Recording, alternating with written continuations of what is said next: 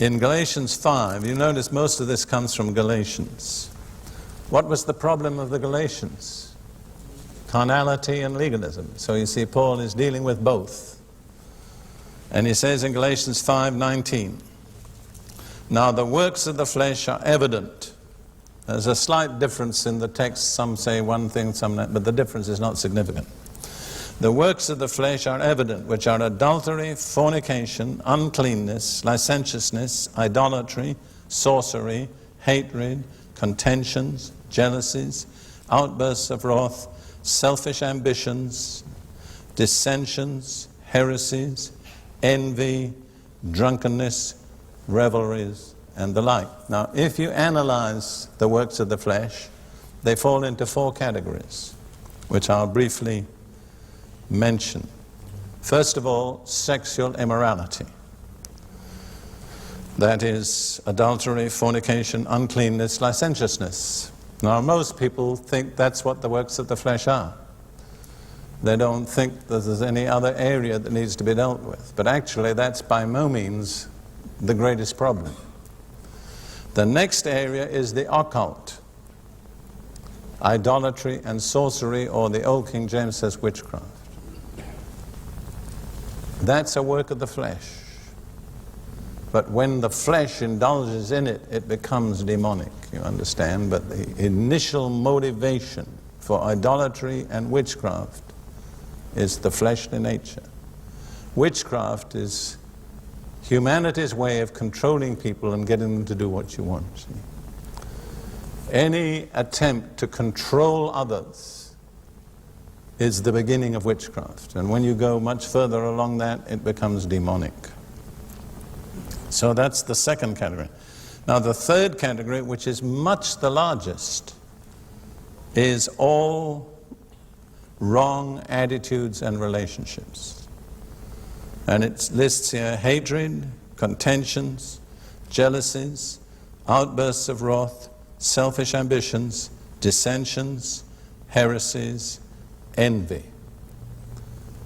Now those are all different descriptions of wrong attitudes and wrong relationships. It's much the largest area of the flesh. So those are just as much sins of the flesh as adultery or fornication. But you see, basically speaking, religious people condone those, whereas they're strictly against sexual immorality.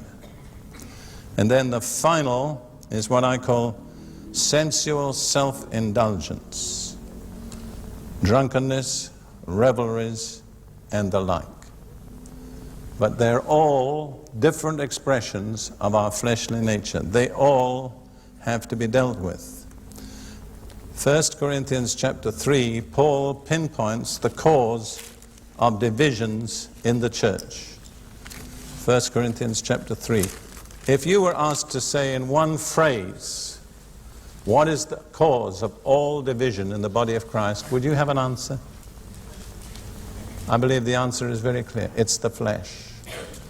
All divisions go back to the carnal nature. And until that's dealt with, we'll always have division in the body. 1 Corinthians chapter 3, verses 3 and 4. Paul is writing to the Corinthian Christians. He says, you're still carnal. How does he know? For where there are envy, strife, and divisions among you, are you not carnal and behaving like mere men? The mere fact that there's divisions and strife is sufficient evidence that we're carnal. You see that? Then Paul says, how do I know it? Well, some of you say, I am of Paul, and others, I am of Apollos. As long as you are divided by following human leaders rather than Christ, you're carnal. See, I've heard theologians from the old line denomination say the Corinthian Christians were carnal because they spoke so much in tongues. That is not what Paul says. He says you're carnal because you're following human leaders rather than following Christ. And he didn't say it's all right to be following Paul, but not all right to be following Apollos. He said, whoever you follow. So you see people who say, I am of Luther, or I am of Wesley, or I am of Calvin. If they make that their first commitment, come under this category.